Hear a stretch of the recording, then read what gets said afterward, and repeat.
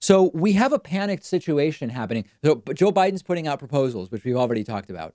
On the other side, Donald Trump has replaced his campaign manager, Brad Parscale, with only 3.5 months to go in the campaign. Now, Donald Trump is framing this as, this is great. I'm doing this because it's just all so wonderful. I'm going to show you in a moment how Donald Trump is presenting this change.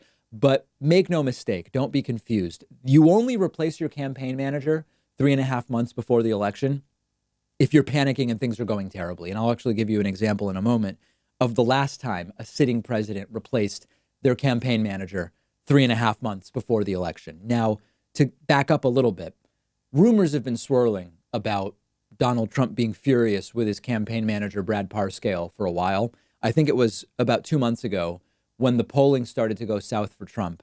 There were leaks from the White House that on a Friday night, Donald Trump was in the Oval Office on the phone with Brad Parscale, screaming at him. And I'm paraphrasing here, saying, how the F am I losing to Joe Biden? And it's been downhill from there, both in terms of the virus and Trump's polling. And now Brad Parscale is out. Formally, they're calling this just a reorganization. As usual, Trump is trying to put a positive spin on everything he does, tweeting last night around 9 p.m. that, quote, I am pleased to announce that Bill Stepien has been promoted to the role of Trump campaign manager.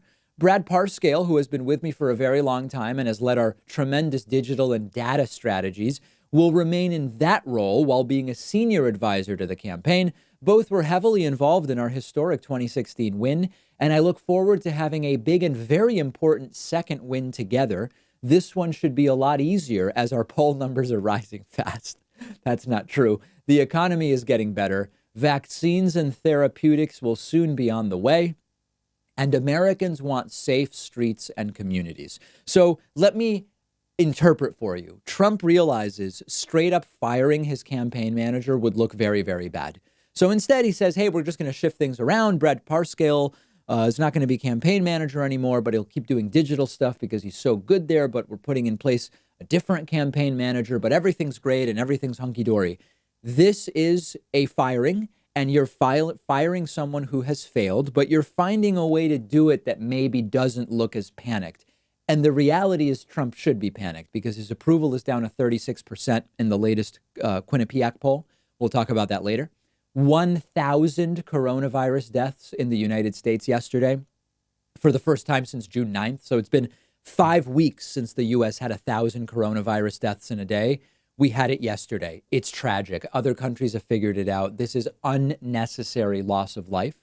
And a new poll out yesterday shows that 62% of Americans believe that Donald Trump is actually hurting the coronavirus response rather than being a force for good when it comes to the coronavirus response. Our friend Bill Scher pointed out to me on Twitter this morning that the last time a sitting president, I know that in 2016, in the summer, Trump changed campaign managers.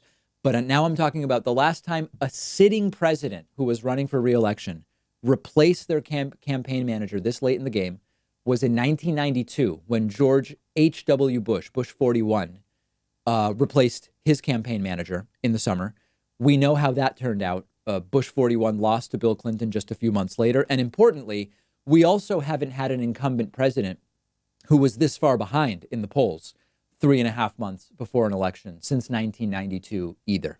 Now, in terms of the actual staff change and the strategy here from Donald Trump, I don't know what Parscale's replacement, Bill Stepien, is going to be able to do right now. Remember that Stepien was the guy fired by former New Jersey Governor Chris Christie in that entire Bridgegate debacle. That's a different story. But if Stepien was too incompetent for Chris Christie, I don't know how he helps Donald Trump. Stepien is good friends with Jared Kushner. There's speculation that that's really what this is maybe about. Hilariously, remember that Trump claims that all of the polls that have him losing are fake suppression polls, and he actually tweeted he's going up in the polls. If that's the case, if you believe you're winning, why would you take out of power your campaign manager who has you winning? It's because Trump knows that he's in trouble. And I actually don't think that Brad Parscale is the problem. I don't think Parscale is a particularly good campaign manager. He is a good data and analytics guy. But the problem is not strategy here. The problem is that Trump has failed on coronavirus and everything else that has gone on. And again, the easiest way to win this election for Trump would have been in January and February to start properly handling coronavirus from the beginning. It literally takes months to get outbreaks under control. Time is running out, right? We're in mid-July and Texas is peaking. Florida's peaking. They're going up. They may not even have peaked yet. It takes 8 to 10 weeks to flatten the cases and then an additional 20 days to flatten deaths. We're at election day, right? Understand that the timeline is if all these states did everything perfectly starting today, we are at election day before the numbers really get under control. And so all Trump has left is dirty tricks. Remember that. Understand that. Let me know where you are on this. I'm on Twitter at Pakman. I know I told you this last week, and I told you this the week before and the week before. Yesterday, Wednesday, was the best day ever for the David Pakman Show YouTube channel and the David Pakman Show audio podcast. You go back to the beginning of the show. Yesterday was the best day on both of those platforms. And just a reminder, if you like consuming the show in a longer format, get the audio podcast for free on Stitcher, Google Play, iTunes, Pandora, Spotify, etc., wherever you prefer. We'll take a quick break and be back after this. If you are anything like me, you probably aren't thrilled with the idea of going into a doctor's office right now. And thankfully, there's a practical and affordable way to take control of your health and get personalized care from the comfort of your home. It's a service called SteadyMD. They're one of our sponsors. You take a quiz, you get matched with a licensed primary care physician who understands your health needs. You have a 1-hour video call with your new doctor.